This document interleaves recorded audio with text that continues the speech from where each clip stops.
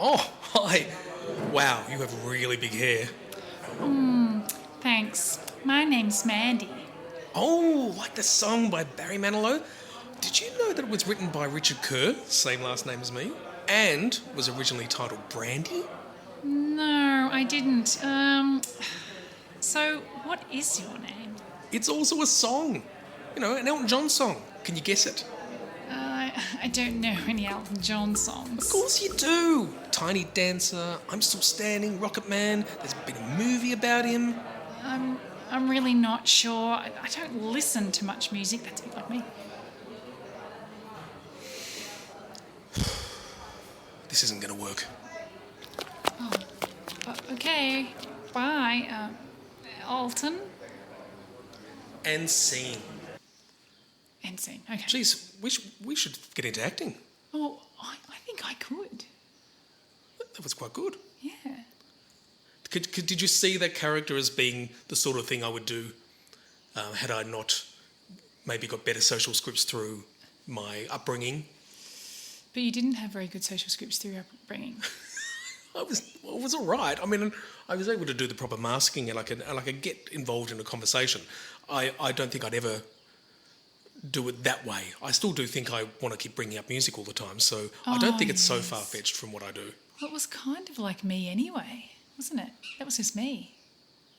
What do you mean? Well, I would say those things like, Mandy. don't like music. What's your name? All those things. Oh, so were you channeling Mandy or was Mandy channeling you? Oh. Well, did you write? I thought maybe you wrote her for me. Yeah, well, I was probably thinking more about my lines than Oh, you were anything else. thinking about me. You were thinking I about was yourself. the star That of makes that sense. particular scenario. Okay. All So- right. Well, you know what? This is going to be a really great episode. One, because it's on dating. Yep. Two, because I'm fully winging it because you did all the work. I'm the sidekick just making stuff up today. Okay. Well, what about the reason why we're doing this episode?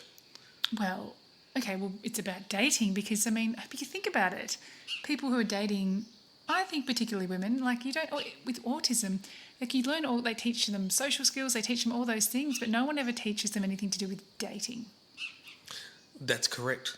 And it's also the other reason why we're doing this podcast is that we had someone comment on our private Facebook page, providing some of their, It's actually a private Facebook group. I'm sorry. And it's it's not public, it's still a private page that we have. But, so there's the two differences there. Is that what you do in your dates? Do you correct the person? Or? Well, no, because I haven't actually corrected you that on the website or the show notes, you actually have it saying it's a page, and I have not corrected you, but I do need to because I keep forgetting. So there you go. Just pop on there and write group for the private I'm one. not going to do that. Because I need to accept people No, to you're be just in going to that. have to look at it and deal. So where were we going with that? Okay, yes. So yeah, But, someone commented. but this person asked, didn't it? Said, well, I would love you to do an episode about dating because I find it so difficult. Yes. Which is interesting because, I don't know, do you find dating difficult? Well, I don't... this is my take on this. I think I've only ever been on one date in my whole life because the way I define dates as being very specific. You pick someone up, you take them out and you go to somewhere like a restaurant or a movie, that kind of thing. So it's a very specific thing. Whereas for me, when I met my first girlfriend, it wasn't really a date. We were at a party and I tried to talk her into going out with me for an hour and a half. And then we didn't actually go on dates anywhere. We went to a party once, but there was not much more than just hanging out. And even with Jen, the same thing. We hung out for so long. We never really went on a date. So I think of that title as being very specific. So I went on one date and it was disastrous. It was when I was 18. I got set up by a friend. We went out and I discovered that she... I wasn't really attracted to her to begin with. She also ate with her hands. She never used cutlery. Well, that's really interesting because one of my children and one of your children eat with their hands. Yeah, but at a restaurant, when you're going on a date... Oh, I saw that show on TV. Is it called First Dates? You know that show? And it's just random people. Yes. And there was one girl who ate with her hands. And then they got along, the boy and the girl got along so well, connected really well. But then, at the end, he was like, like that's it's a deal breaker. Like she ate with her hands. Yeah. It's disgusting. Oh, and she wore moccasins as well. Oh, did you see that episode? She said she prefers not to wear any other shoes but moccasins. Did you see that? What? That episode? How do you know what? No, I didn't. Well, then how do you know she was wearing moccasins? I'm living that episode. Okay. Wait, that's hold what on. I did. Wait, hold on. No, I don't understand because are you saying in the show that I'm watching she only wore moccasins, No, or did my you make date. that up? Oh, My your date. date. Okay. She ate with her hands and she wore moccasins. But I was talking and telling a story, and then you changed it back to your story again. It originated with my story. We were talking about my first But date. then I changed it, but you didn't tell me you were changing it back. I thought you were commenting on my story. So anyway, at the end of that date, I backed my car into a brick wall, and then I dropped her home, and that was the last time I saw her. So that's my only date. Was she wearing like acid wash tight jeans? Yes. Yeah, she had the black hair that was all frizzed up. Yes. It was a disaster, and so I never went on a date again. But Oh, okay. yeah. Well, now we can talk about me. And I always saw dates as experiments, and I used to love experimenting with all the different people. I don't mean in a sexual sense, just with like, oh gosh, I just loved it. You know what I used to do with them is I used to have a questionnaire, and each time if we were going to go on a date, I would pull it out for the first time I went on a date with them, and I'd say, this is a questionnaire from my mum. She doesn't allow me to go on dates with anybody unless you have filled out this questionnaire, then she will work out whether she's going to approve that or not. And so it'd be things like, I actually can't remember, things like, what you want to do with your life, and just all things like that, just all these sorts of questions. And then that would actually, for me, I think some people would run the other way, and other people would just answer and think, gee, like, I thought it was a really good filter because they would know that they had to be well behaved. is this a printed page, or was it a web Yes. form that they had to go on and fill in? It was a printed page because I was only in my, late teens and early 20s. Right. Yes. It worked really well. Did you because write down their answers? They wrote down their answers and then I handed it in to my mum. I told them I was handing it to my mum, but I didn't hand it. But you didn't. You just took it and looked I at it don't think yourself. my and mum knew reviewed. about it. I don't think she does, but she will now. God. Well, look, I would have gone on plenty more dates had anyone wanted to go on a date with me. So that's just wasn't my experience. So yeah, I would have loved to explore that too. But I had my fair share of connectivities with ladies in that shorter period of time I had where I could, and I'm happy with that. I'm happy with that. And from the sounds of it, by the person, one of our party poopers who commented, they were mentioning it being quite a anxiety-driven experience, particularly the online dating and the opportunities being so slim for men who would understand. They mentioned also they can be very misleading in their bios, and after something else, not long-term connectivity or anything like that, it was just a one-night sort of thing. So they found it really, really difficult. So then what do we think that people should put in their bios? Like, do you put on there, I have autism? Yes, that is absolutely one of the suggestions that I saw. University of Bath, they had this study, and they mentioned, be consistent in your online profile, and this would be good for the autistic men out there, particularly. Consistent personal attributes and interests. Be explicit about your autism. Profiles that indicate a diagnosis of autism were perceived as being more trustworthy. And then use positive words to describe your interests and, I guess, even your autism as well. So I thought that was kind of cool. That is cool, but I'm just wondering, because you get a lot of, like if a female put on the dating app autistic, I think, this is just what I think, you're only going to get autistic men that would want to date you. I don't think a neurotypical person would. But then if a guy put on there that he was autistic, I think you'd get neurotypical women who would also be like, oh yeah, like I like to, look after them and help them, and I reckon you would. Really? This word popped into my head, and I can't remember the exact. It was something about it's seeking out strange, or a taste of strange, something like that. Do you think that it's something? It's exciting. Do you think? Yeah. Or maybe they just go, you know what? I quite like routine. I like the same. So, and this person will always this person will not break my heart. they will be loyal, and they will always be what I expect of them. Okay. Well, as you mentioned a bit earlier, I've done all the work for this particular one. Thank you for that. I appreciate it. I thought I'd just do a little check around to see actually if there were online dating sites and so forth for autistic people particularly. And I found some. Did you do a profile? Did you do it? We'll get to that. Okay. There were some online ones that were like aspysingles.com, the Spectrum Space. There's a few, and I'll put them in the notes so if anyone wants to have a look. But then I came across, I don't know how to pronounce this, Hickey or Hikey. I couldn't be called Hickey because that would be quite funny. So I think it's Hikey, Hiki, is an app. Well, I thought Hikey isn't that a kind of poem? That's a poem that has like 5 lines. No, a haiku poem. It's haiku. I tried. That would have been really great if I was right there. Okay. Well, I thought, okay, I'm gonna have a look at this app, and I installed it, and I actually set myself up as a profile, but not me. I set myself as a non-binary person. I put in a couple of interests. I think Jen told me to put in ice skating as one. And so it was just... That is very funny. Whatever. I just put in anything.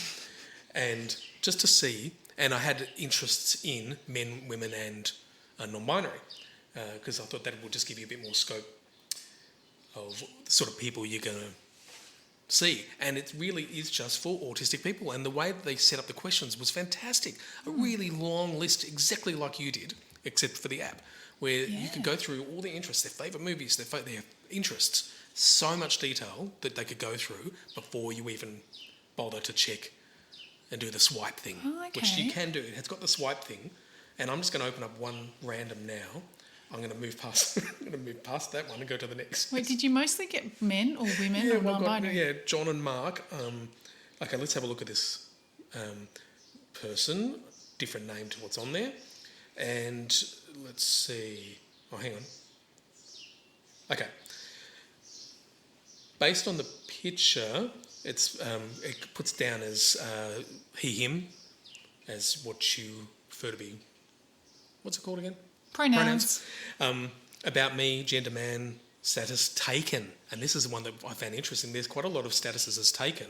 And they're just actually on here either to just find friends. Well, why don't you try it? Why don't you do it and make a friend? I don't want to find any more friends. Why not? Hold on, are you saying you have an abundance of friends? Too many? Yeah, for me it's an abundance. A couple but this is would an be abundance. a really great experiment, and it would not be just for you. It would be for all of our party poopers. This would be. You should go and meet someone. Why don't you go and meet someone? Oh, because it's safer statistically for you to go and meet someone. Well, the more I'm reading, the more I'm interested. Studying psychology and enjoys keeping Sims alive. I like what? bullet points. Bullet points? Yeah, what I like making lists. Oh. And then you go further down, there's interests. Drawing, video games, indie, math, rock, favourite movies, favourite TV shows, favourite foods. It is quite interesting. It's a really good app. So if you are single, it's definitely worth a try because it looks in your area. I think you should do it, and it would be actually quite interesting if you contact them and they'll be like, do you want to go, I don't know, ice skating? I'm going to pass you along to my wife and see how she finds that suggestion. No, but he just wants to be friends. Well, that's true, yeah, but yeah. Oh, you know what? I actually did this for one of my older podcasts, the religious one. I actually went to a very full-on evangelical church, literally ones where they speak in tongues. Yes, I've done that. And I did that. I actually went and Me too, but experienced it. But I couldn't do it. I tried my best to do it, but I couldn't do it. Oh, no, I did. It was fascinating. Wait, you actually spoke in the tongues? No, I just sat back and watched them do it. Oh, yeah, I watched it, but I wanted to do it. I wanted to anyone speak can. in tongues. It's, Sorry. yeah. Okay, Once you get the practice, you can do it. Even if you Okay. stop believing, you can still do it. All I remember from the whole experience was the speaking in tongues, and the pastor's daughter was really hot. Yeah. And I thought, I was starting to see all these scenarios of the pastor's daughter, and that would be quite an attractive thing for a lot of people, I would say. Aha. Yeah, okay, like being attracted to a person in uniform. Ah, there you go. I wouldn't know anything about that. So, You don't like Uniform? Yeah. No, I've got a friend who's very much into nurses, and he listens, so he'll know who he I'm talking is. about him. Name him. No, naming, shaming. Okay. I don't mind myself a firefighter. Oh, no, because you're a bit boys club to me. I like myself an ambo. In touch with the, I don't know. What are they in touch with? We've got another party pooper as one of those, so there you go. You've got a party pooper ambo. Yeah, and you know them. I didn't know I knew We're an starting ambo. to set up our own bloody dating thing here. But I'm taken too. But I could still write taken on there and just catch up. It's true. But he's seeking. Oh. Okay, we'll think about that now. What else did I do? Oh, one thing we should mention is that, and maybe we should just plonk it in here, is that we both did recordings from our significant others to talk about our dating experiences or their dating experiences with us. Yes. I think we should just plonk them in now. Are you People going to do can like listen. a song for it beforehand? Oh. No, I'm just kidding because that's funny. Every time you say it, you know I'm going to do it. I know because it's funny to me because you can't help it. I'm just being funny. It's going to be a one-off song. I'm never going to be able to use it again. Don't do it. I'm going to do it. Actually, no, I may not have time. I want to get this out. Okay. So let's play it. Okay, so here we are in the pod cave, and I've got my wife Jenny here who's come down to talk about dating, particularly dating me, all the wonders that must have been. How are you? I'm good. How are you? I'm doing very well. Make sure you please put your microphone right up against your lips. Yes. No, turn it around the other way. That's why it's not working. Right. Got it. Okay. So, what we're doing is a podcast about dating, and what we wanted to do, because the two of us have been together for such a bloody long time, I wanted to ask you first, do you define our first few months as actually dating? Yes. How would you define dating then? I claimed you. I claimed you. And, I think it was obvious. Yes, well, I think I've talked about that before. Maybe I haven't. I certainly did at your 50th. Yeah, you about did. how you claimed me. It was like putting a rubber stamp on my forehead. It was a while before we sort of became official. So leading up to that, we spent a lot of time together. Did you recognise me before then and afterwards as a romantic person? Because I don't. Yes. Yeah. I mean, you wrote a lot of poetry. My big two, the special someone in my life. When misery prevails, my big toe bears his true colours in the hands of fate alone and not the hands of love.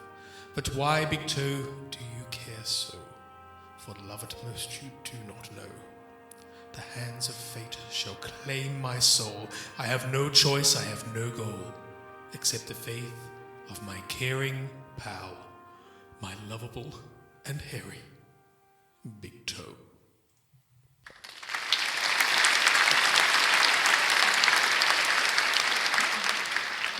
Maybe you forget that. Oh, I did, didn't I? Yeah. And songs. You did. And I wrote some very sad songs when we had a few breakups as well. Yeah. Well, that's interesting because I don't always, I've never recognised myself. I thought I had moments, but that was about it. Do you feel like then, can we call it courting? Is there another word that's less aged? Dating. Dating. See, I don't see it as dating. I didn't think we dated. Well, we were so young. We were so young, and I don't know if dating's something that happened. Yeah, dating we thought of in our 20s, but we're in our teens. Well, okay, so do you feel like that you missed out on that process of dating, the courting, the going to dinners, all that sort of stuff? No, never. I just thought I got lucky right off the bat. How's your father? Okay. So what were your impressions of me then? And when I'm asking you to say this, I want you to think about what your impressions were at the time, and then after that, tell me what's different now that you know I'm autistic. At the time, yeah, I do remember you were interesting / quirky, and you, yeah, I remember you were and you still are very creative, so that really appealed to me. And now, I suppose, on the back of your autism diagnosis, you're aware. You're just far more aware of self, and you didn't have that awareness prior. And I mean, on lots of different levels, not like aware of your own behaviours, which you would have just put down to being this creative individual, and now you could see it. So it's autistic traits, your autistic traits. So do they come into play with my wooing, with how I went about getting, not just getting your attention, but keeping it? Yes, possibly. I mean, I suppose I love left of centre brains, and you've got a really left of centre brain, and that was really appealing. And also an incredibly creative brain, which is probably from, your autism makes up that. And so, yeah, there would have been some of those traits which I just found really interesting, full of surprises in a good way. And also, like, I do always remember you saying, fake it till you make it, sort of in terms of just growth. So I did admire you for, and you were very well read. You were always looking at self-improvement. And so there was a lot of things as a young person that I admired about you. See, the moments that I like to think of as being romantic may not be for you. The one moment I think, or the few that we did, is me taking you in the car up to the mountains and playing you REM and the Pixies, and having those sort of country drives together. I think we had, look back, I just think you've got a poor memory. We had many romantic moments. We had lots of them, and I suppose we had the beauty of having kids later, so we had a lot of time together, and we did heaps of stuff. We did heaps. We went out and 4 million mini breaks all the time. But that's not dating, though. That's I that's suppose. So later. you're looking in the very early... Yeah. Well, I think we also too, I mean, we had a lot of time. I remember we were inseparable for, I think, about the first year and a half. Mm-hmm. And so we did everything every single day, and we never got sick of each other. And we were just, I mean, we were kids, so it's very different. I think it's probably... something you can't really compare to anybody else who's dating in their late 20s. It's a completely different experience. But I suppose all I can say is that I, now, so many years on, and I've never regretted that decision. Like, I've always been really grateful and very... I just feel pretty lucky that I found my partner so early on in life, and have had this time and the joy to be able to spend that time with you, and more time to come. So yeah, just lucky. Well, you did have a lot more experience with dating before we got together. I had virtually none. I would call having had my first girlfriend. I don't know if we ever really dated, but then again, I seem to have a more very specific view of what a date is. So, going on your broader term, how do you think dating me differed to the other guys that you had? But also too, I mean, bear in mind we met at 17, and I think I'd been to a prom, at school prom with one boy. I had I think about 5 boyfriends, and I'd kissed 5 boyfriends. That's it. So when you talk about many partners, again, most people would think about in context of 20-something. So really my experiences were quite innocent too, and you'd had less partners. We wouldn't even call them a partner, and I wouldn't even call mine partners. They were people that I happened to go out, or walk around the block with, or went out for a cuppa with. I had a few, but you were my first one that I just, I fell completely in love with. So I wouldn't even really call it, much dating experience at all.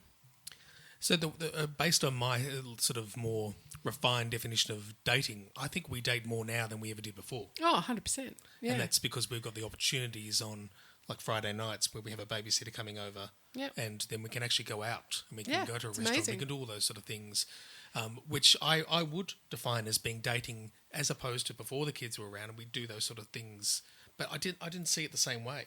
Now I see dating as something that's not necessarily for new relationships. It can also be for older relationships, giving them an opportunity to connect without the rugrats. 100%. Sucking the life out of us as they do. 100%. So, is there anything else that you can think of that you want to mention about dating in general for autistic people, or is there anything else that came to mind when you think about this? I think our experience was an incredibly unique one. So it's a bit hard for other people to relate to. I know my own parents met when they were 14, and so I suppose and they're still happily married, and I met you when I was 17, and we're still happily married, and it's a different experience than other people normally have. So dating, I found you, and really creative, and I suppose we've just grown up with each other, and we're just really lucky that we got it right the first time, and we've never outgrown each other, and our growth has always gone on the same path. But in terms of dating, it wasn't. We were so young, we had no money, so there's only X amount of things you can do. But But I still think when we look back at it, I think we always had a very generally open, frank sort of relationship from the go, which I think is important when you're dating as well. That the sort of within reason, the cards are on the table, and that's one of the recommendations they do make for autistic people is to, when they're going online, you should specifically say, I'm this thing, these are my interests, I'm autistic, not spring it on people in last minute. Well, I think what you're trying to say is we've always had very, very clear communication, and we've always said what we think is important for one another, so we knew we had the same values, we knew we had the same drives, and even in having our kids, we wanted the same outcomes. So I suppose, even though you're building your own family together, we had the same goals in mind, for ourselves personally. And I think also too, we're both individually creative people, and we've always respected that and giving each other the time individually to be creative, and also have time together and time with our kids individually and time as a family. So I suppose, we're always trying to work on the ingredients, because it's not, dating's one part, but then it's maintaining the relationship. And I think we've been really good at maintaining and looking at the big picture about what we want out of life. So, yeah. So one last question. Imagine that one day you get a call, or the police show up at the house. They say there's been a bizarre accident of some sort. Your husband was at the zoo. He jumped the fence. He made the motion for sitting. The elephant sat on him. He's gone. What do you do? What do you do now? Do you start dating? No. Well, not straight away. I'm talking about like given a year or two. Would you still do it? No.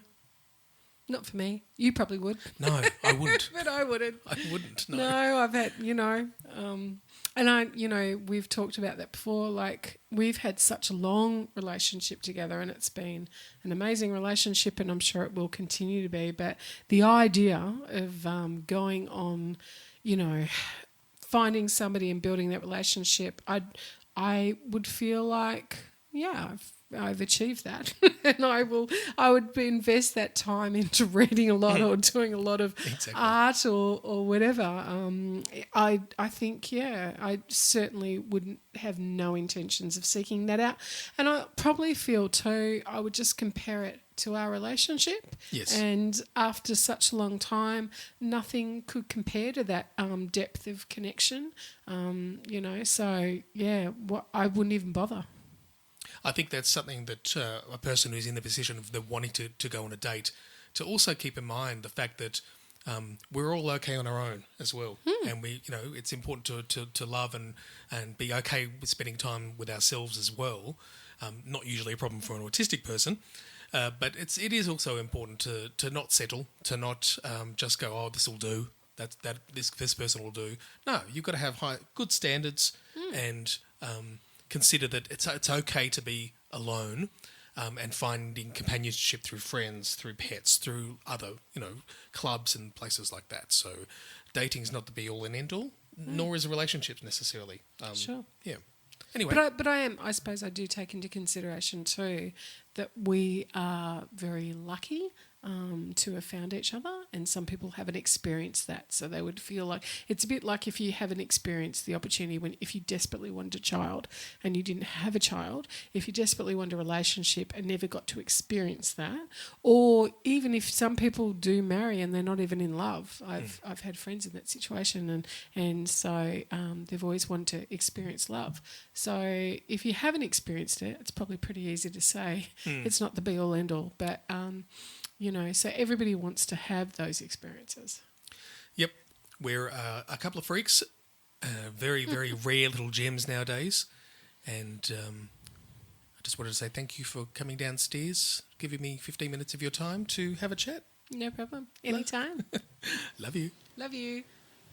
So that was me and my wife, Jenny. And Did you want to talk about that at all?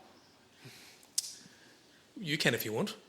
Yeah, okay. Well, I listened to it, of course, just now as well. I think it's... I thought your wife came across as very calm and... not saying she's not calm. I liked her voice on there. I think that you should invite her on a little bit more often. She's a bit of a voice of reason. Oh, the voice of reason. She fills in your gaps. She fills in the gaps of things that you miss. Which, by the way, just so you know, that's not something you should say to someone on a date.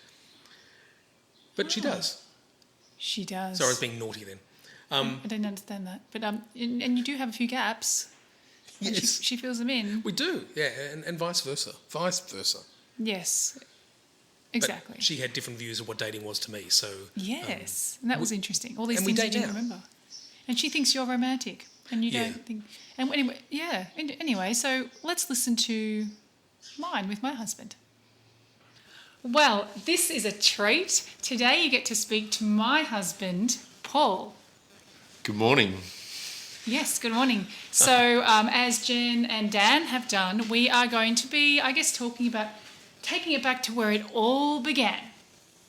To the Aries Inlet Hotel. Are we going back that far? Well, right from the start, yes. So from your point of view, let's think about how did it all begin. Tell us about that night. That night, I was having a few quiet drinks with some of my friends at our local pub, and I saw two girls in the pub that looked really afraid. They didn't fit in. Definitely not our usual crowd, because I knew most of the people by name that were there. So I decided to make friends and offer you a drink. Okay. Is that it? And then what happened? Well, obviously that's not the end of the night. No, well, obviously we then started talking and playing air guitar and doing some crazy things, and went from there. Then I ended up back at your tent where we chatted and hung out for a while. And What do you mean? Okay, we don't say we went back to my tent and did crazy things, because that's not the truth. no, but we just hung out and chatted And played Uno. and played Uno and just talked about life and where we wanted things to go, I suppose. More information. We talked about what we wanted from people. So we wanted what we wanted out of a partner, what we're thinking about life, and what we wanted to do and where we wanted to go. So what you're saying is that we talked about marriage on our first night of meeting. Yeah, I think we pretty much did by the end of it. It was pretty much done and dusted. It actually wasn't by the end of it. It was at the start when we were still at the pub. I feel like you're just trying to be cool. It was a long time ago. Oh, he seems really shy. Yeah, it was a long time ago, I guess. But yeah, can I add to that then? So we were talking, and I said, this is the list of what I'm looking for in a guy, and asked you what your list was. You said the same. I think I mentioned this earlier in the previous podcast. And then my friend said, you guys should get married. And then we started talking about our bridal party and who would be in the bridal party. Do you remember that? Yeah, and how many we needed. Because you Yes, how had many you people had needed? specific people who were already in your party. I didn't have specific people yet. Yes, you did. But anyway, that's okay. That's okay. And so would you say from that first night, was there anything that was quite, well, look, I'll say disclaimer, I think you have autism as well. But is there anything from that first night that you could see is quite autistic now, looking back on it, in my behaviour? In your behaviour, you had very specific lists. You had very specific lists of what you wanted, what they had to look like, who they had to be, where they had to fit in. Whereas you're the kind of person who just goes with the flow. So you just go with it. So I'm sure that's not conversations you had with every girl that you met. No, probably not. But you were still attracted to me and you wanted to continue? Yeah. Why? Yeah, no, that was all good. That Didn't wasn't scare an issue. you? Why? Because it was it was fun. It was different. So I thought, why not? Okay. So would you say that we started dating straight away? Well, I thought we probably did, but your friend, I think, was probably encouraging you to continue playing the field. And it was a mutual friend of ours in the end, which was a bit of a worry. So, she tried to tell you to continue playing the field, but that's fine. But it's all right. We got there in the end, got it sorted. Oh, in the end. So I feel like you're just missing a whole lot of detail. Like, we went on our first date that night, and then you said, hey, I'm surf lifesaving the next morning. Why don't you come along? I said, sure. So we saw each other the next morning. And then that evening you messaged me again. So you didn't do like the 3-day rule. I'm not sure if that's still a thing, but it was certainly... But see, you're forgetting, I'm from the country. We don't have a cool 3-day rule. Really? Yeah, no, there's no 3-day rule in the country. What's the rule? There is no rule. There's not. We don't have that cool thing because we don't have that many people to to try and deal with or negotiate with or. Oh, but I thought I was special. You are. Oh. But it was. But yes, no. So we don't have the 3-day rule. It's not like I was like trying to work out calculating my times and things. I had things to do and messaged you where it fitted in and where I had phone reception. Ah, okay. So.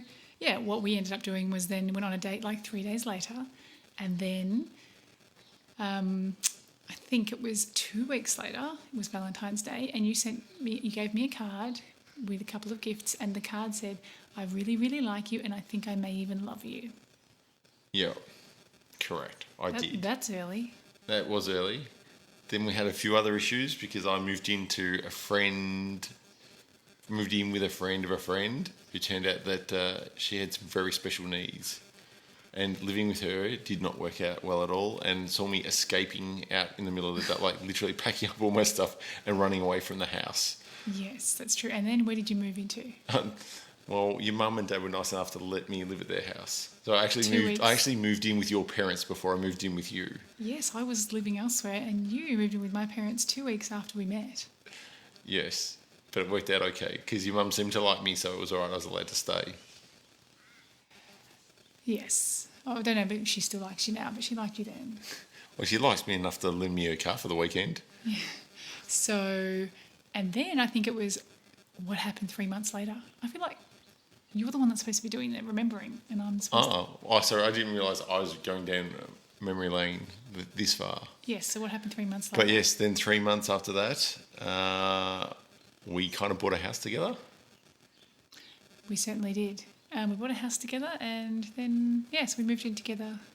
Oh, we moved in together, like, because you moved into my parents 2 weeks later, and then I think I moved in a month later or something. Yeah, you moved like back that. in, yeah. And then we moved into our new house. Yeah. So I'm going to ask like quite a few of the same sort of questions as Dan and Jen, but we are quite different than Dan and Jen. But what he asked was like, do you recognise me as a romantic person? Not really. You're not romantic. No, you're not romantic. You get like more embarrassed. You don't like flowers. You don't like things like that. You don't like normal girly romantic things. I don't like flowers because they die. I remember you've pretty much given back or sent back every gift that I've bought, no matter what it was, including recent anniversary gifts, which were thoughtful. He was very made an effort. thoughtful. He gave me like a silver teapot. You love And tea, I do love tea, but I have 2 other teapots. but they're massive, big teapots. They're like a group party teapot kind of teapot. I drink a lot of tea though. And then Exactly. a This little was a cup, cute. a lovely little dainty cup. This was a cute teacup. little silver teapot, and it had like a little special teacup and a little special teaspoon on a little plate specially for it. But there's just one Yeah. teacup. I like to have like 10 teacups, all the same. I'll keep that in mind for your next anniversary gift. I'll buy you 10 matching teacups. I'm never Let's happy see how with quick it takes her anything. to take that one back to the shop. I'm never happy with anything. No, I've been happy with when you got me vouchers and things like that. So, do you have any like standout memories from those early days? Oh, we did some fun things. Yeah, no, it was fun. It was good. But there were always rules, and the rules always change. And that's the thing that I've realised. Do you think my rules change? Yeah, 100%. They change. Like, most girls I've dated before have had rules, boundaries, and once you understand those and keep within those, you're fine. But then people that are on the spectrum, I think, can tend to then shift those boundaries depending on when it is, how they're feeling, what's going on, and then what was in yesterday is now out today. It changes time and time again. Oh yes, but you like things to be very constant and always the same, which is autism, always the same. Successful and routine. But what I do is I spark up your life, make it a bit more exciting. Or Keep you just on your drive me toes. nuts. Keep you on your toes, and I bring a lot of joy into your life. And frustration. Can't you imagine your life if you just married someone who was happy just to comply and just be that routine and do all the same things? Okay, you know what? It would be like Monday night is bolognese night, Tuesday night is fish fingers, Wednesday night is parmigiana, Thursday night's whatever, and Friday night is fish and chip night. Yeah, okay, I get it. But That's all good. You might like that. No, we're not like that. And No, I'm but not like that either. You might like it. No, You wouldn't like it. no. No. I'd go nuts. Get a bit bored. Oh, well, that's why I am amazing for you. So, no, it's been all good. So how did your dating me differ from the other girls you dated? Well, I think I just touched on it before. Once we had sorted out our little boundaries, our routines and what we liked, as long as we stayed, like, everyone was pretty happy. They're obviously a lot slower than this relationship. I think you and I clicked quite well early on, and it just snowballed from there. And it was probably our age. We were both 25 and, ready for that sort of relationship. Because before you, I hadn't had a relationship for 2 years. Yeah, I think it was just time to get it done. I think we both decided it was time. Neither of us are getting any younger. See, that's really not that romantic either, saying it was time to get it done. Just do it. Just let's get it done. Yes.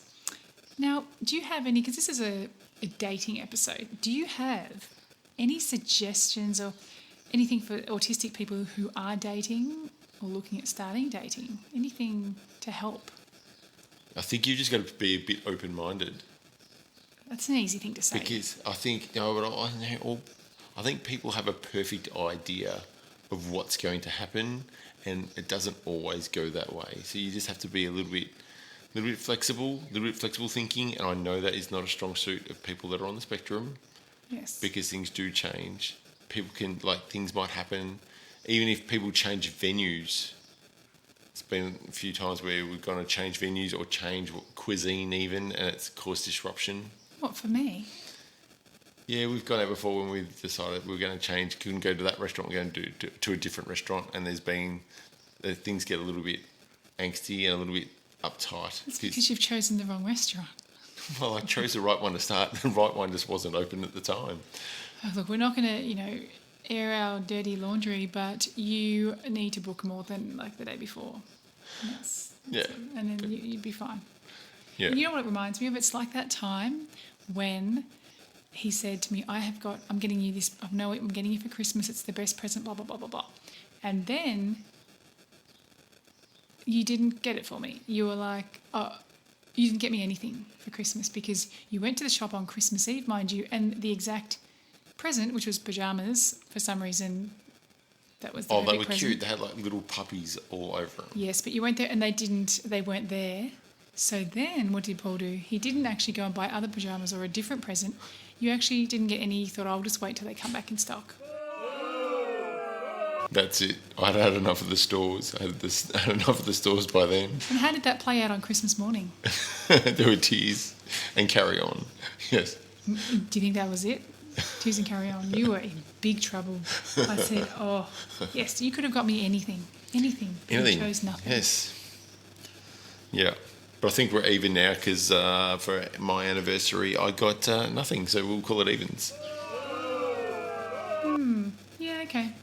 All right. Well, that was really great talking to you. Thanks. Not a problem. Bye. Bye. Oh, wait, Jen and Dan finished with I love you. So go. I love you. Okay. Okay, well, I would love to comment on it, but because you just recorded it before we recorded, I don't know what you said. Oh, because I was going to say, what did you think of it? Because I wanted to see what you'd say. Just make it up. I found him Yeah. rude, slightly aggressive, and Yes. I was shocked. I was absolutely shocked. Shocked. I look, I always, whenever I ask him questions, I always anticipate what he's going to say, and I'm always right. But and I thought that I think I knew that he would be slightly embarrassed, but he's always up for a challenge, and he's always like people wouldn't know that he was feeling a bit uneasy and embarrassed because he's just very good with words. I always like to try and put him on the spot with making speeches and things like that because he's too good at it. Oh, really? Well, I'm looking forward to hearing. Well, I did it at a birthday I had. I was like, oh, would you like to make a speech? And he just did a really good speech, just right there and then. Okay. It just occurred to me then as you were saying that we haven't talked about the last podcast and mentioning the fact that, and I know this has got nothing to do with dating, but I just wanted to point out, very important, that there was an accusation made by my co-host that she was the funny one on the podcast and she was called a hoot. Since that, we actually had this particular get-together where speeches were done and I confronted Yes. said people, only to discover that I'm also a hoot. Do you recall you were there when they said that? I Yes? was, yes. You can confirm that? Yes. Hootiness is at equal amounts. Do we agree on that? They said that, but I think they only said that because you were there. Because otherwise they would have said it to you in the first place, but they said it to me.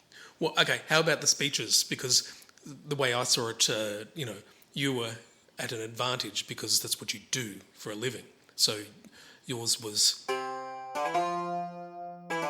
Watch out. Watch out. It's a compliment from Dan. very well put together. It was, it had moments of funny, even though you said there wasn't going to be too funny. There were moments of funniness in there. There was a lot of inclusivity for some of Jen's other friends, and so it flowed. It was really nicely done. Oh, my one? Yes. Oh, that's very kind of you to say, actually, because it was... I think you probably want me to say something about yours as well now. But, no, because mine is... I have analysed mine and yours. So yours was... You got a lot of laughs. Everyone thought you were, like, so funny. But I also loved watching you, because you had prepared it in great detail, and you were really great with all of your words. Whereas mine, it was a bit more like the night before, let's chuck a few things together. But I think that you're really good at...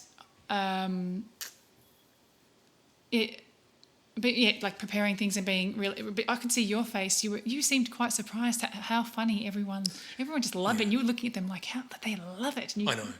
Yes, but then I'm a bit more like I can do like off the cuff funny, like you plan your funny. Yes. But both execute well, and you got more laughs than me. So bravo. Yeah, I think the execution was probably what it was all about. I probably made it obvious that at this point you're supposed to laugh because I thought some of it was quite weird. Oh. I can't remember what I said. I mentioned something about sardines on dry bread, or I can't remember what I said. I called the Just two remember of there was us like husks. a coconut husk. Yeah, everyone loved the coconut husk. I emphasised the word husks. I think that worked quite a treat. Now, So anyway, just wanted to make sure that everyone was clear. I'm Hootie, and it all went well. Our speeches were fantastic. Yes. Yes, I think that we both went very well.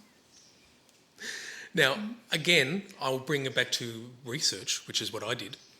Yes, you did. And I took it pretty seriously because when our party people mentioned their dating experiences, I thought, okay, I'm going to actually look this up. I'm going to do just a little bit of phoning around just to see if what they were saying was true, which is there's nowhere to go. There's nothing set up.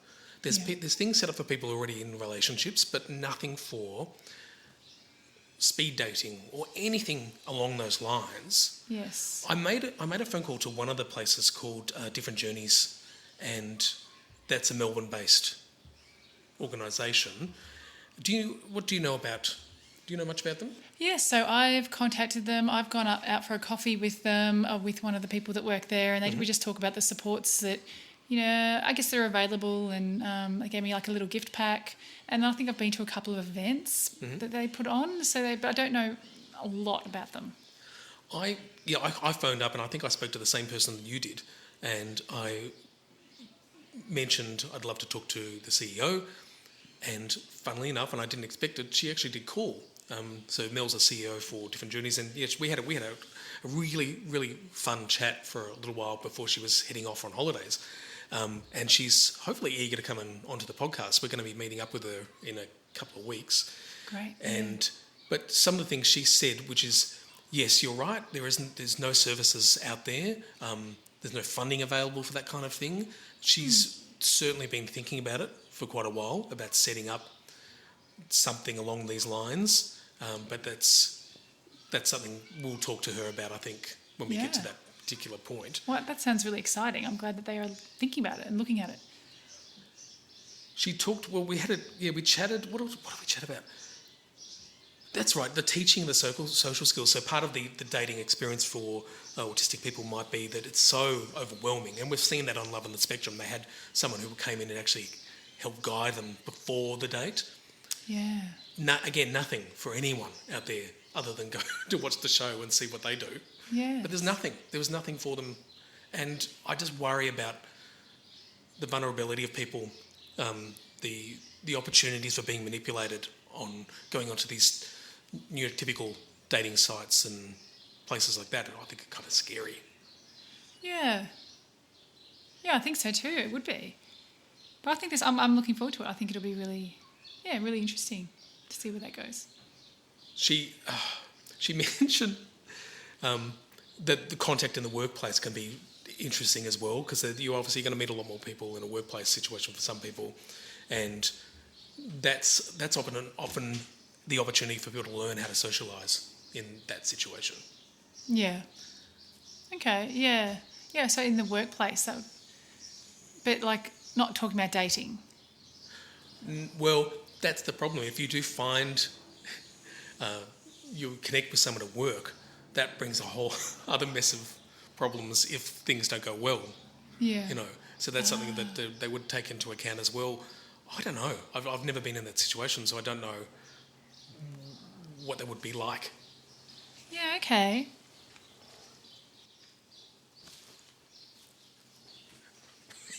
Going in. We haven't mentioned where we are. Oh. I don't know if the audio sounds any different, but we're actually away at the moment. Yes, we are away, and that's why I just had to run away from the microphone for a moment because someone left a door open and it was about to bang. Where are we, Dan? We're at an amazing place on Phillip Island called Ripples and Tonic. Yes, which is like, I guess anyone can come down and stay here. It appears so, yeah. Yes, but but I guess it's also great for people with additional needs or physical disabilities as well. Yep. What do you call that? Accessible accommodations. Yeah, accessibility to all the showers and all that stuff. There's a lot of accessibility in all the places you can stay. It's awesome. Yeah. We've been down there a lot. How many times have you been here? 5. Okay. I think I've been more. I'm sure you have. Yes. So it's really lovely. They've only got like 5 little sort of unit things here, but they've got lots of animals. They have like piglets at the moment and like a little baby goat and things like that. Cows, yeah. Sheep. Baby goats. Alpaca. And every morning, so you can get up and feed them. So they take you on a little tour around to feed everything. They've got guinea pigs that live underneath the spa. Yes, we should actually say it's not just you and me here. We've taken this dating thing very seriously. So our families, Dan's family, my family. We're in different accommodation, but we're here and we're catching up. So if you can hear, I don't know if you can hear birds. Oh, absolutely. Undoubtedly you'll hear them. There's so much noises around here. There's that, what is it called? Is it a lyrebird? What's it? Peacock? Peacock? Peacock. You try And your peacock. plover. You do your peacock. Is that the wrong bird? What is it again? Oh, sorry, wrong one. There's another bird that goes, and this one's like, Yeah, okay. So we're going to be recording, maybe Rocking Autism, our kids podcast as well. I've been recording sounds of the farm. Yeah, that'd be great. I'll put a couple in here just so people can feel like they're here with us. Yes, that sounds good. What's next? Because you're the one that knows all the things. Well, I haven't got much left in here, to be honest. That's okay.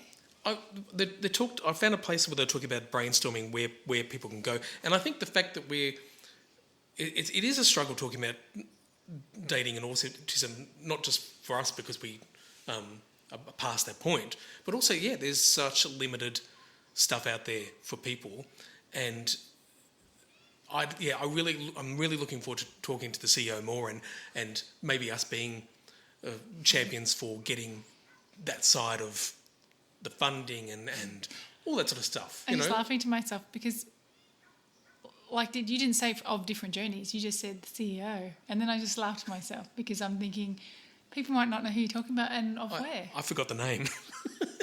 Her name. Oh, different journeys. The CEO. It was like maybe you call your wife the CEO. I don't know. That's right. Yeah. What's your name again? I just call her Sir. Your wife? Yeah, absolutely. Okay, so then, we've got two more things. There's the autistic moments, and then there is the what you're grateful for me. What, the brainstorming part? I thought this was interesting. What brainstorming bit? There's a bit here where I found about brainstorm and come up with places where you could go with groups. If you're looking to finding people, there was a list here which I thought was kind of interesting. There's some obvious ones if you're in TAFE, find clubs. Community youth groups, that's the stuff we sort of try and find for our kids as well. Yeah. Church-based group or social activities. I thought that could be a difficult one because there can be a lot of, and I'm not trying to bag religion in this case, but I know just from experience that sometimes the recognition of things like autism are not something not all churches will acknowledge. And now this is where all the religious people are yelling at you right now. I know some of them do.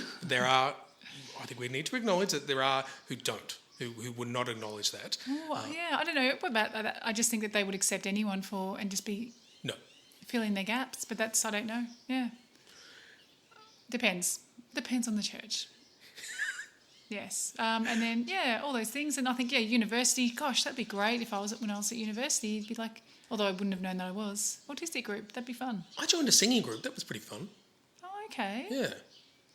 That's a good idea. I think I just joined a business group. Exciting. Yeah, that's what I wanted to do. Yeah. They had really good parties. Okay, right. Yes. Well, what else was there? Okay, social groups, blah, blah, blah. The one that stood out to me, which I thought was kind of interesting, and maybe you can explain this to me, Special Olympics. What do you mean? What do you need explaining? But I don't quite get how Special Olympics is helping you find a date.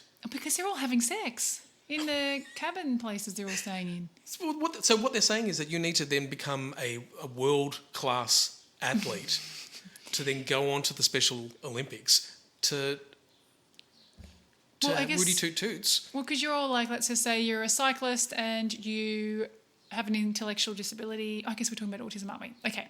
Autistic person, you may or may not have an ID, and you are riding against other people who are similar, and then they've all got friends who are also that way. Or there's male and females, and then you'll just hang out with all those cycling people. They're all riled up after the race. Yes, after the race, because you still stay there for another, week or whatever. I don't know, I'm making that up, but yeah, you're all there and you're just all hanging out and you're having a great time. You meet lots of different people.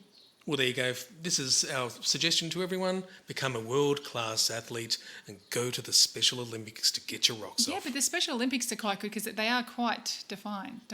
Like they're very, how you've watched it, like the swimming might be, I don't know, make it up, A354, and then you've got A357, and then they're all different. Like there's so many different categories. Okay. So you're in the same category with people with the same disabilities or similar. Okay, well, now I understand. Good. I still think it's a bit weird, but anyway. Yeah. Would you date again if you were in that situation? Be it, I think I mentioned that when I talked to my wife, that I got run over, or sat on by an elephant, sorry. And what would happen if you got sat on by an elephant? What elephant did you get sat on? It was in my chat with Jen. I've even got sound effects. People are going to love the sound effect that I've got for it. I can't remember. So you've been sat on by an elephant. Do you think Huppy would date again? Oh, yes. Okay. I told him to, but I also told him he needs to ask my friends whether that person is a good person. Okay. So particularly Jen, I think I mentioned. She'll know if it's a nice person or not. So yes, and he can do that. I have no problem with that. And whether I can, I wouldn't care to ask him. If he was dead, I'll just do what I want. Do you know what? I just remembered something. What? My mum, when she was sick, started running a diary because Before she passed away. Yeah. There was something they'd said, you should do this. And in true mum form, and I guess me too, it was a very short-lived diary. It didn't last long, but there was stuff in there. One of the things that was in there was one of the few times she acknowledged her possible death. Yes. And in that, she said, I think my husband, who's my stepfather, would be good for this person. Ah. And guess what? They're together. They got married. Yeah. Were they friends, were they? Yes, they were friends. Yep. And she was already married with someone else, but then in that intervening time, they got divorced and that happened. Wow. Oh, I don't have anyone in particular that I think you would go get along with. I prefer him just to choose his own, but that's interesting. Yeah. So just leave a diary around. Wow. List off a few things, people. Yes. That's very interesting. So what about you? He gets sat on by an elephant. What do you do? What do you mean? I answered. No, I thought you were talking about for him. Oh, well, I would. Yeah. I mean, if I felt like it, I would definitely date again. How would I do it? I would just do it, probably on apps. But I don't, do I want an autistic person? I don't know if I even want a person at all. I just can't see myself doing it ever. I think I'd just be very, very happy just to be alone. Yeah, I think I probably would be too. But I can't help it. No, I wouldn't do the apps. I'd just bump into them and meet people, and it would just happen that way if it happened. Just let it happen organically if it does happen. So more like the Special Olympics, you'll just be bumping into them once in a while. When I'm doing the Special Olympics, yes. That's when I'll meet them. I don't know what sport I'm doing. So you'd be doing ice skating. I'd probably be doing... Based on the app I've been doing, following my ice skating career. Yeah, I think I'm playing basketball. Yeah. Of course, yes. Yes. Yeah. Well... Autistic moments. What now? So, I think I told you I used to experiment with, I guess, different relationships and different things. And so I was seeing this guy, he was a couple of years older, so I was in my early 20s, and we just started to, we didn't do anything, but we just started with maybe having a couple of dates. And I was thinking that, there's no great big punchline here, but I was thinking that not only should he be thinking about me when we're together, but I'd like him to be thinking about me when he wouldn't normally be thinking about me. Of course. So I just used to send him in the mail, just photos of myself with nothing else. Any letter. Sorry, with nothing else? Nothing else, just in the mail, On? just pictures, just photos of myself with clothes on. Right, okay. Yes. Yeah, and I just thought, that'd be great because then he's not expecting it, and then he's going to start thinking about me. You think, he'll be thinking of me fondly. Do you think he thought of me fondly from that? I'm just. He Sorry. didn't. He did. Little He wasn't mistake. thinking fondly. He I've then got it. Maybe he was thinking of you fondling, but I'm not sure about fondly. fondly. No, well, after the second photo that I sent through, he called me and he said, I can't do this. But that was a really good learning because I just Did he didn't do it. I return the never did that pictures? again. Imagine if I'd done that for my husband, he might have done the same. But so therefore, it's just all a good learning, and we moved on. Is that like the older version of sending a little, I don't know, like a GIF or something like that? It's probably a little bit more stalkerish. It really, And he probably felt the way strange. because I guess I knew where he lived as well, and he would probably like, oh God, she knows where I live. There wasn't a list of questions as well. There was sort of follow-up questions after the first one. I don't think I ever gave him the questionnaire. I think I was past that stage, but yeah, it was a learning. That's it. Let's put down to that. So you never sent selfies via snail mail again, Never. or dropped them into people's letterboxes. What if someone else picked it up? Was it actually addressed to the person Yes, it in was. an envelope? Yes, it was. Yes. What a thing to experience, to go in there and see some mail and open that up and find a photo. Did it say anything? Did you No. say hi? No, nothing. Just a photo. Just a photo. That's That's what what? a murderer would. That sounds like That's someone. what he thought. Yeah. Yes. So, what would you think that if someone just did that to you? You think, I'd be concerned for my safety. Yeah. Yeah. Okay. Well, so, yeah, so I haven't done it again. So. Oh, all right, that was good. Yeah. Autistic moments. What now? Okay. Just some thinking time there. Yes. All right. So I think this is like a bit of a wind up now, isn't it? Let's wind this up. I think it was really nice recording this with you. Would you yes. like to maybe catch up again for another podcast? Oh, no, I thought you were about to compliment me. And then I forgot. Can you please do that now? Oh no, I gave you a compliment earlier when I talked about your speech. So I don't See, have what to- I feel you're trying to do now I'll is just play the theme song. control it. You're controlling so that it's not me saying, Dan, I want my compliment now.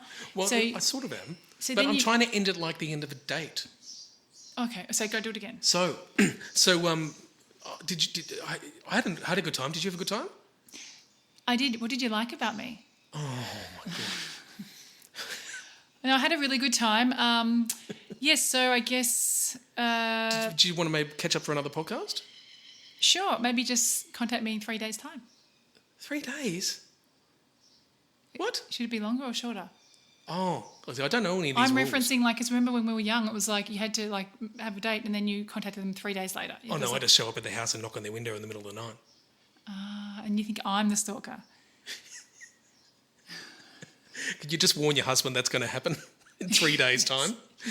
And I'm going to have to get up on the second story. I don't know how I'm going to do this, but anyway, I'll talk to you then about 2 a.m. That sounds perfect. She says I'm yawning. yawning. Yes. All right. Well, I think that really went well, didn't it? Yes. No. Wait. Well. Hooroo. Hooroo. Bye. Bye.